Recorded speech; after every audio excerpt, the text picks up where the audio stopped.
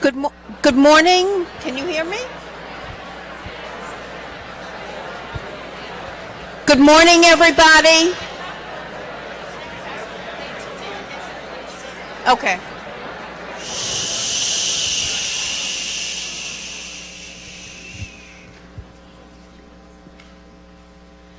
Good morning, everybody. Please put your phones on vibrate. Again, I'd like to thank our gold sponsors, the Coca-Cola Company, Four Winds Interactive, and Precor. Please visit them and all of our vendors in the exhibit hall. They are only here through lunch today, and their support enables us to have this conference, so it's really important that we support them. Please use the feedback button on your Biennial app whenever you experience something or someone great, or when something didn't meet your expectations.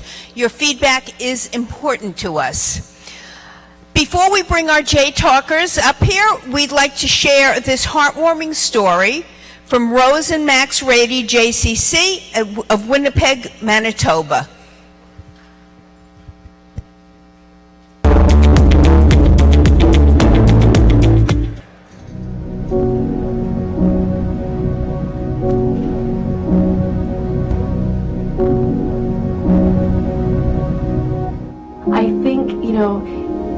Whether or not you're trying to lose weight because you need to fit into your wedding dress, or you're fighting cancer, or you've lost your legs, we all have a reason to come here and work out, and no reason's too little. You have to get off the couch and come and be the best you can be.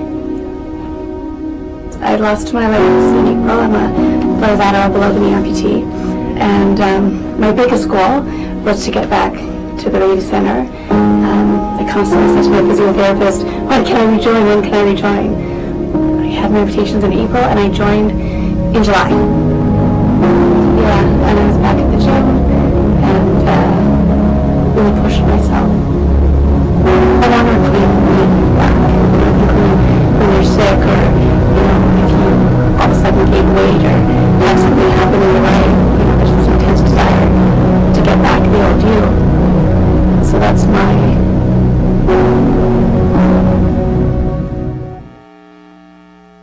Ladies and gentlemen, please welcome Mark Shapiro. Good morning, everyone. So 2 years ago in San Diego, I got the slot after lunch, which was like trying to get everybody to stay up from the lunch nap.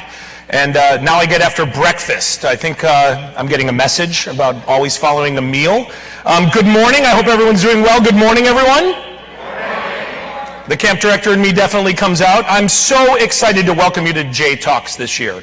When we started to plan, one of the conversations that we had was, you gotta have a theme.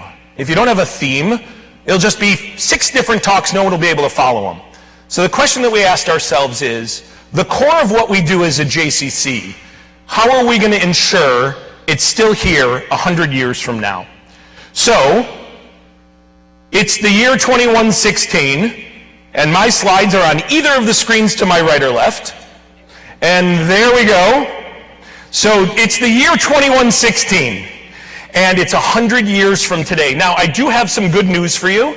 We've actually gotten an absolute guarantee from our host for the Biennial in 2116. I want to thank Tom and Mort. The Mandel JCC on Mars has agreed to host the Biennial. But don't worry about it. Lunch and dinner will still be on your own. That wasn't in the script. And so 100 years from now, how can we even possibly ask the question, where are we going to be? I know one thing for sure. We are definitely going to still be using these, right? So can everybody do me a favor? Can you reach in your pocket, take out your phone? This is an actual interactive part. I know it's post-breakfast. I want you to take out your phone. Raise your phone up in the air. So I can see the glow of the phones, and even more, I can see them when they're on your face. So we want you to keep your phone out. It should be on vibrate, so don't hear the dinging noise. And I want you to go ahead and open up your Twitter app right now. Those of you who don't have a Twitter app, just put your phone right back in your pocket. It goes next to your beeper.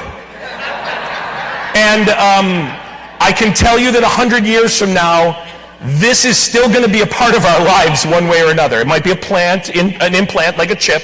I want you interacting. I want you taking out Twitter right now, or I want you to take a picture and put it on Instagram. I want the rest of the world to realize that the JTalks are happening. Yes, I have a bit of an ego and I want everyone to see me everywhere, but it's much more than that, because it's not 100 years from now that the JCC is going to be relevant. It's today that it's going to be relevant. So keep your phones out. Like, unlike all the others, I want you out right now. So you see this car and what pops to mind? For me, it's speed. It's all about the speed of change. You know, I want you to take a look at this. I don't know if it's big enough for you to see. This is the strategic plan of the JCC of Milwaukee from 1992. This is a side view of the strategic plan from the JCC in 1992. It's 278 pages long. I think Jane Gelman may have been part of the author of this, although she'll deny it. And it actually had to be sent out to the printer to be printed and put in one of those honeycombs. You know, the reality of it is, this thing was obsolete by the time it came back from the printer, right? It was a 10-year strategic plan. 10 years. How many of you currently have a 10-year strategic plan? How about a 5? How about a 3-year strategic plan? Does anybody strategically plan? Because no one's raising their hands. The lights are bright enough, but I can still see you.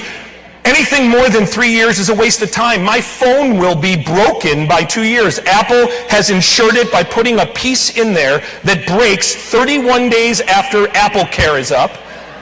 So how can you have a strategic plan that lasts longer than that? So what does this bring into mind for you? How many of you used one of these to get here? Of course, I picked the year that most people came on trains from New York, but the rest of us had to fly. The experience is my metaphor for this speed of change today. I want to tell you that if we think about our lives and the experiences we have at airports, JCCs have a lot to learn. Did you start at LaGuardia? Because, by the way, that's the best it's looked in about 15 years. But I do want to give a shout out to those of you in Philadelphia. This is what your terminals look like, right? It's one of my favorite places to go. There's rocking chairs. There's an electrical plug next to the rocking chair, right? Is this your JCC, or is this your JCC? Is really the question I want to ask, because at the end of the day, 100 years from now, I don't know if we'll need power, but we will need a place to plug in. And I know that JCCs can be a huge part of where we plug in. Not 100 years from now, not 50 years from now, but today. Do you at your JCC have a place where your members can plug in? I know we don't in Milwaukee. And I actually mean a place with one of those towers where, listen, in Amsterdam they figured it out. I don't know if you can see the foot pedals. These are stationary bikes. This is the terminal in Amsterdam. Well, they ride a lot of bikes, so it's just a natural motion for them, right? So this is what life is like in the Amsterdam airport. The speed of change. It isn't even a year ago that this is what our terminals looked like, and hopefully a year from now this is what they will look like. Because we're meeting the needs of our members. We're meeting them where they are instead of telling them what we need.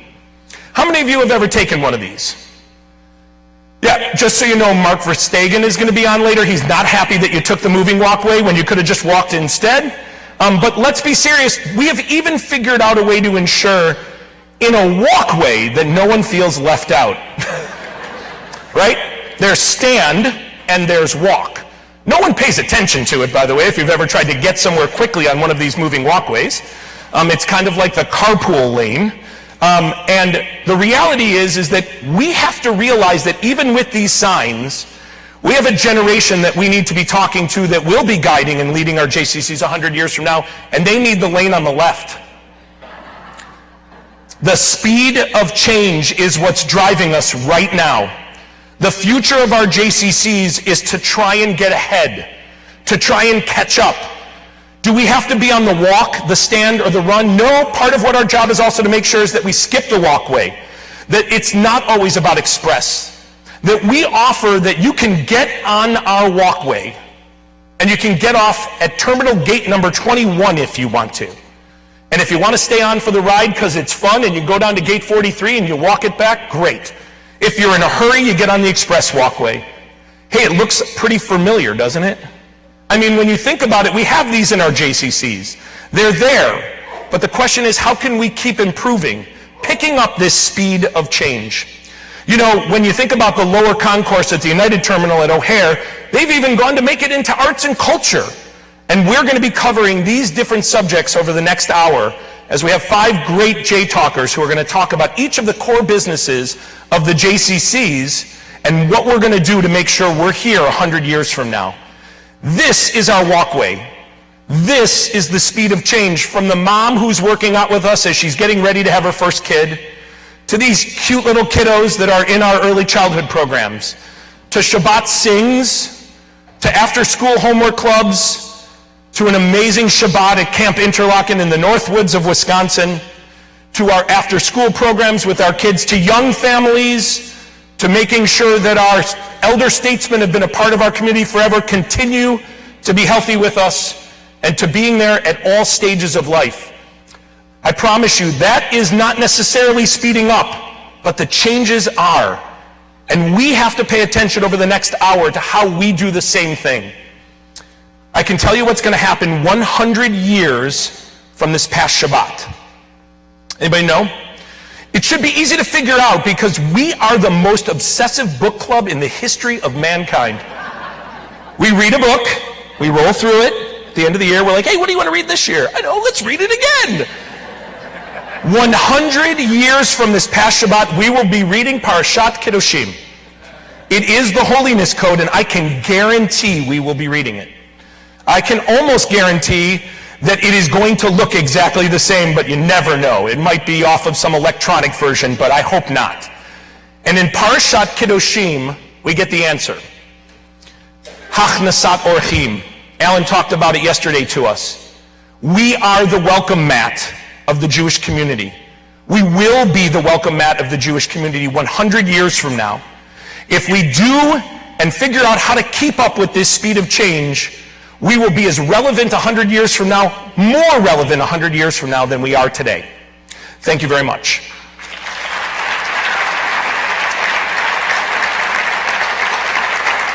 And Jordan Shanker, you can turn off your timer. I hit it just right. So I'm excited to welcome up the next J-talker. Cathy Rolland is the Director of Engaging Families with Young Children for the URJ, the Union for Reform Judaism. It's a really long acronym, so I went with the name instead. And ladies and gentlemen, welcome Cathy. Thank you, Mark. Thank you, everybody. So it's a bit embarrassing that I have chosen to start my talk today with sharing a little secret with you. My 3 loving sons, my wonderful husband, my best friend, my URJ colleagues, all told me it was a big mistake to start with this picture you're about to see on the screen. They said, Mom, honey, Cathy, seriously? This is how you're starting your talk today? With the picture of you pretending to be a 22-year-old graduating from college? And I said, all right, everybody, you all think you're experts on what I should be doing for this J-talk. I am going to the book. And by the way, for any of you that want to know how to do one of these, this is the book. But then I thought, you know what? All the advice in the world doesn't work if you're not being yourself. And I checked in with somebody a few of you here might know, good friend and colleague by the name of Mark Horowitz.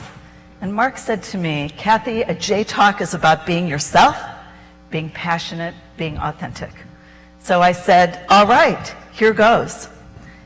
Husband, supportive sons, colleagues, best friends. I'm going to put that picture of me, sorry, Chris, we're going to go right back with it one more time, on the screen because it depicts everything I believe in.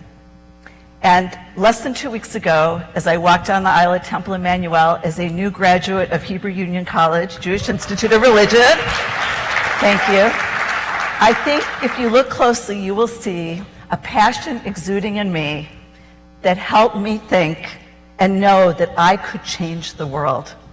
And it was that passion that I decided was what was going to be driving the work that we were going to be talking about today. So here we are, looking at the future, the next 100 years, and thinking about the children and the families in our programs. Knowing the future belongs to those who believe in the beauty of their dreams. And thinking about the passion that we see in our children, the risks that we need to be taking, and the change that we know Mark just talked about for the next 100 years. So when we think about celebrating the values that the JCCA is all about, and our synagogues for that matter, and focusing on the next 100 years and wondering what values should we be celebrating, we have to ask ourselves, what risks are we going to be willing to take? What compelling research are you paying attention to that gives you insight into these families with young children? What are you learning about early life in science that helps you understand toxic stress in the environment that is impacting our families today? How is that impacting the work that you're doing every day and the work you will be doing in the next 100 years? Are we ready to really think about these families and what they are bringing to creating the communities that they are looking for? We know, and I know the JCCAs are passionate about the diversity of the 21st century family. I know that you do a better job than we do in the synagogue world at thinking about who these families are, whether they're multicultural, whether they're intergenerational, whether they're grandparents raising grandchildren. I know that you as leaders of the JCCA are thinking about these families, but are you thinking about what these families are evolving into today, let alone in the next 100 years?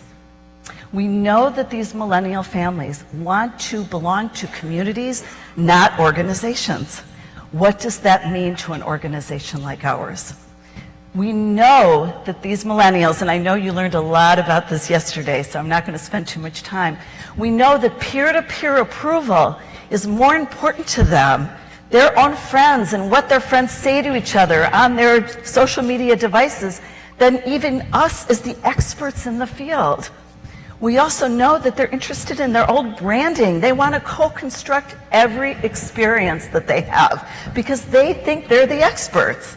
And we know we have to not only meet them where they are, but we have to become who they are and be authentic as we're doing it. As we prepare to pay close attention to the pressures that these families of the 21st century are going through, our Jewish values frame everything they need, everything they want, and everything they desire. But we know we have to figure out a way to get them there.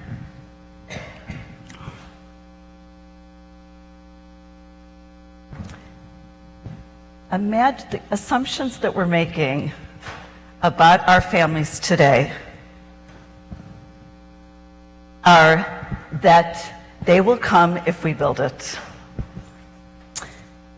The assumptions that we're making is, I'm sorry, but we're looking for the next slide, Chris.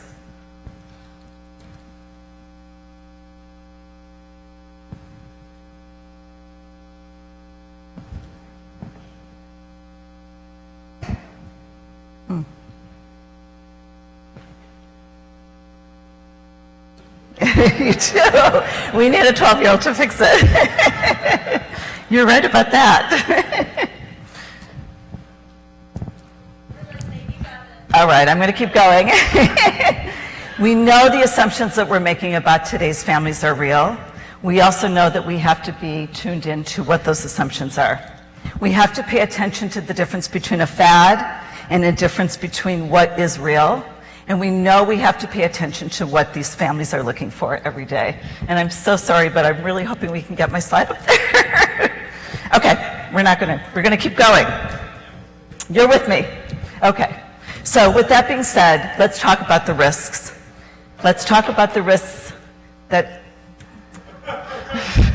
Let's talk about risk. Let's talk about a world in which we can see ourselves in a way that we have never seen ourselves before. I had the good fortune several weeks ago of spending time at the Honeymoon Israel convening in San Diego. How many of you have heard of Honeymoon Israel? Okay. So Honeymoon Israel is an opportunity for couples from all over North America who represent diversity in our families to come together. One member of the couple has never been to Israel before. They can be two Jewish members, they can be interfaith and Jewish, they can be anything. Mark Horowitz and I had the beautiful opportunity to spend a Shabbaton with 16 couples who came back from their first experience.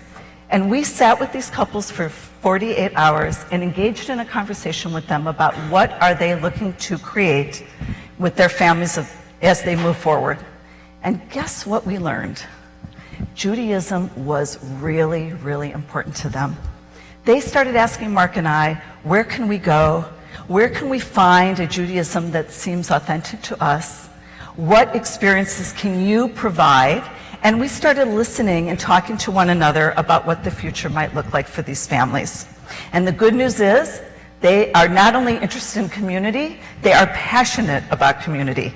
And they shared with Mark and I that the charge that we have as a Jewish community, both synagogues and JCCs, to make sure we are providing these couples with the community that they're looking for.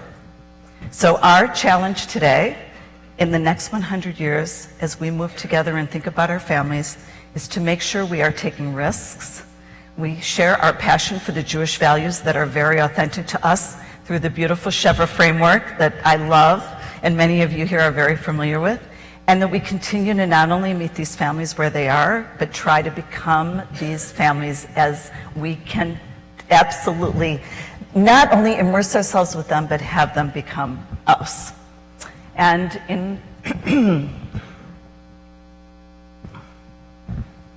we move away from being organizational centric.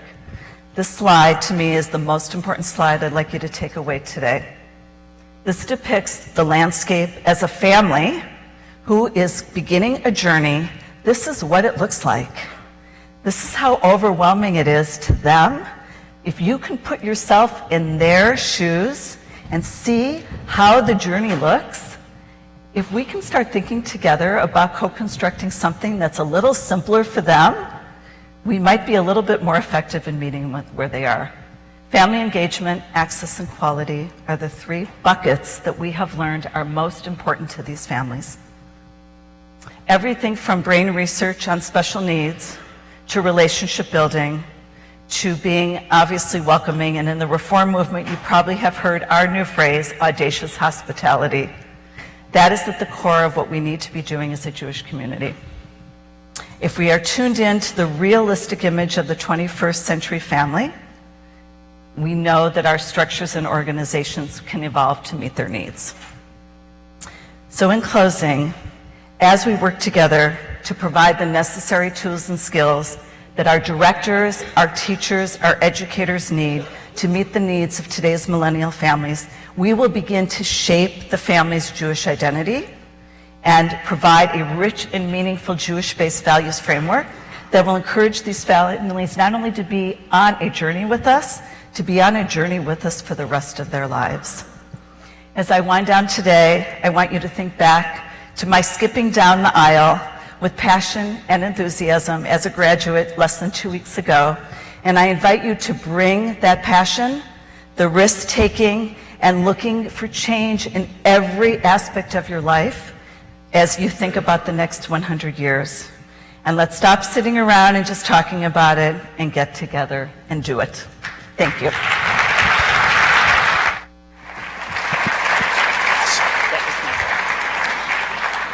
Huge round of applause. Cathy putting it out, even with all of the challenges with the signs. I do want to thank all 5 of you who are tweeting. It was awesome. Robin, absolutely. Jonathan Love tells us, pay attention to what is a fad and what is real. Audacious hospitality. These are the kinds of things you should be scribbling down on your pad or typing into your phones right now. We have to be willing to take risks, Cathy tells us. What kind of risks are you going to take when you get back from here? What's the 2 things? Don't write down 10. You're not going to do 10 new things. When you get back, your emails alone will wipe out the next 2 days. So you're not going to do, pick 2. Audacious hospitality. What a great idea. You know, there is no question that the young families and children are the future of our community. We also have made a commitment to ensuring that families are healthy. At the Executive Leadership Seminar with JCC Association this past January, we met in Arizona. Arizona, good choice by the way. And I had the chance to meet our next speaker.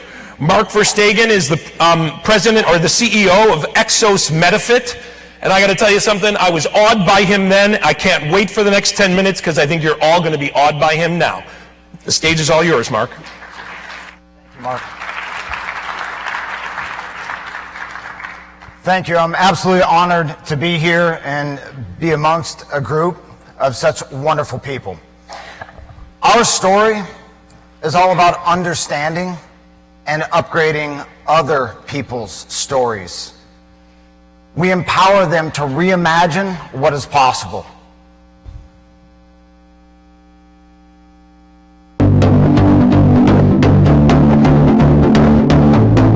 Ryan Hickman. I've been at Google for about 9 years now, and father of 2, and I'm a technical program manager here. About a year ago, end of 2014, I came off a pretty intense project, and I had let myself go for the years at Google. I gained about a pound a month over about 7 years. Got up to about 270 pounds. Stress level was sort of at an all-time peak.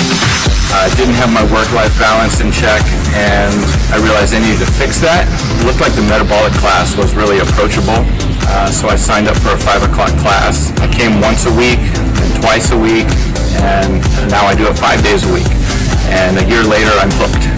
I just turned 40 years old, and basically my doctor says I'm in absolutely terrific health. And all I do is avoid carbs and sugars as much as possible, and come to the classes here at work.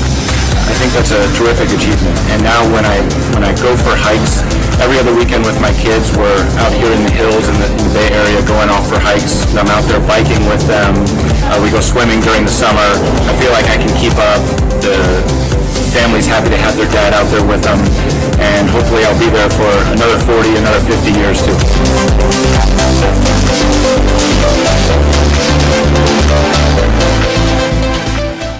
And the really cool part about who we are today as EXOS Medifit is we're supporting over 1 million lives in this deep and integrated way across community centers, Jewish community centers, inside corporations, and as Cathy said, meeting people where they are at. And I could talk to you equally about the success in sport, where we've helped support teams win the last 4 MLS championships in a row, and the World Cup, and the same in multiple sports, or 100% market share in supporting the men and women who support and provide our freedom through the military. What you find out at the end of the day is the process is exactly the same. It's always been about finding the person living inside the body, about what's important to them right now at this point in their life, seeking to understand how they've arrived here, and more importantly, understanding where they would like to go. Once we have that, we can create something together which allows them to go on this journey. That's what it's all about. You can label the population however you would like, and the thing I love here is that we are handling the entire population within the J's. But here's what we've learned from all these different groups of people who've had success. Everyone needs a game plan.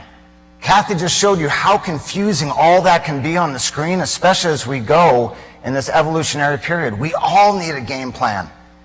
And the funny part is we all have one now, 90% of which runs in our non-conscious every day.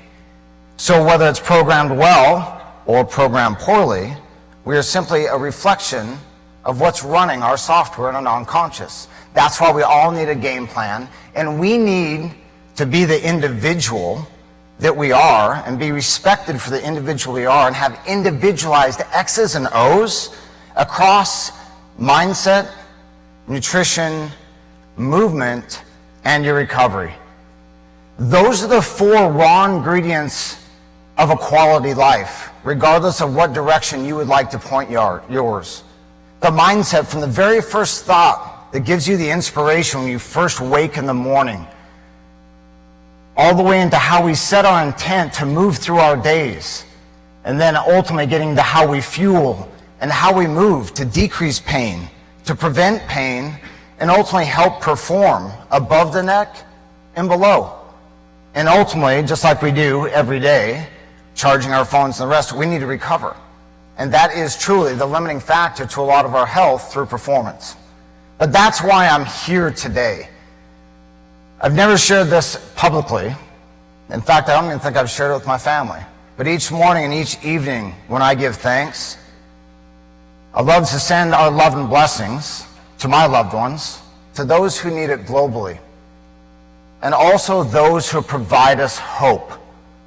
The reason I'm here today is that this room represents hope to me. It's going to take your leadership and vision, executed with great courage and great joy, but that's what gives me hope. Because at the end of the day, as we continue to have these plans, the J's are the nexus to these personalized journeys.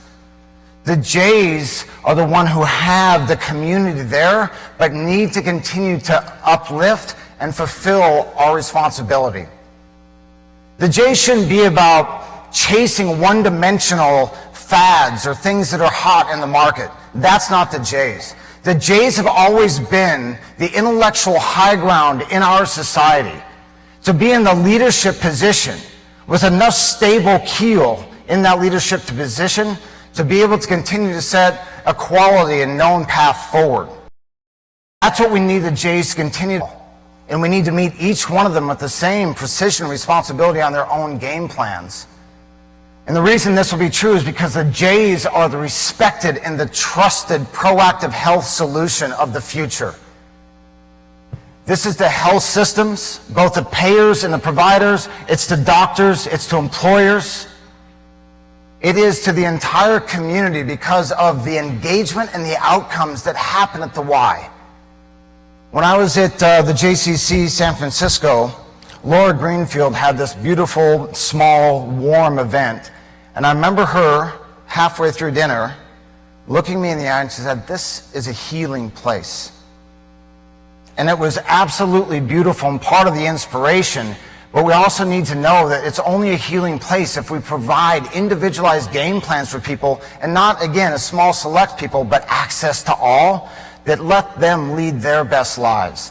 That allows us to meet them where they're at and be part of their journey, both inside and outside your J walls. And that's unbelievably important because we need to get outside our walls in the next 100 years, and we need to permeate into their homes and into their lives.